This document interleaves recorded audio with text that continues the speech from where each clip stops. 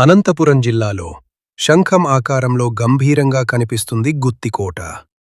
చుట్టూ ఎత్తైన కొండలు, శత్రువులకి అభేద్యమైన కోట గోడలు. కాని సూర్యుడు అస్తమించి చీకటి పడ్డాక ఈ కోటలో ఒక వింత జరుగుతుంది.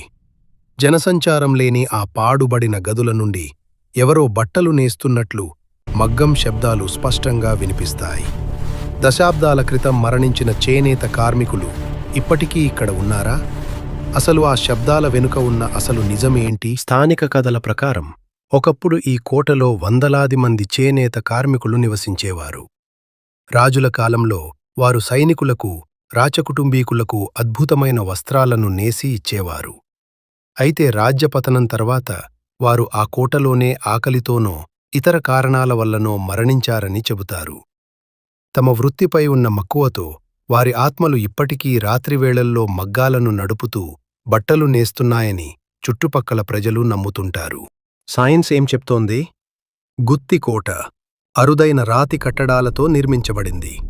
కోటలో ఉండే గదులు మరియు సొరంగాలు ఒక ప్రత్యేకమైన అకౌస్టిక్ ప్రభావాన్ని కలిగి ఉంటాయి.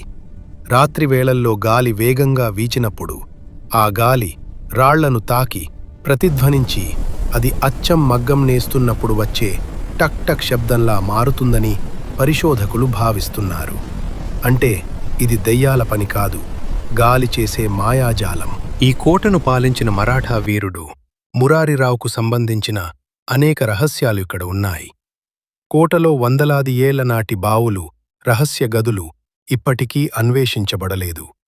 ఆ మగ్గం శబ్దాలు వినిపించే గదుల కిందే రాజుల కాలం నాటి నిధులు దాచి ఉన్నాయని, ఆ నిధులను కాపాడటానికి ఇలాంటి వింత శబ్దాలు సృష్టించే ఏర్పాట్లు ప్రాచీన ఇంజనీర్లు చేశారని మరో వాదన కూడా ఉంది. గుత్తికోట చరిత్రకు మరియు మిస్టరీకి మవారధి. ఆ వినిపించే శబ్దాలు ఆత్మలవేనా లేక గాలివేనా అన్నది ఇప్పటికీ ఒక అంతుచిక్కని ప్రశ్న. మీరు ఎప్పుడైనా గుత్తికోటను సందర్శించారా? అక్కడ మీకు ఏమైనా శబ్దాలు వినిపించాయా? కామెంట్ చేయండి. మరిన్ని పవర్ఫుల్ ఏపీ మిస్టరీల కోసం ఇప్పుడే సబ్స్క్రైబ్ చేయండి మీ హిడెన్ హిస్టరీ టీవీ.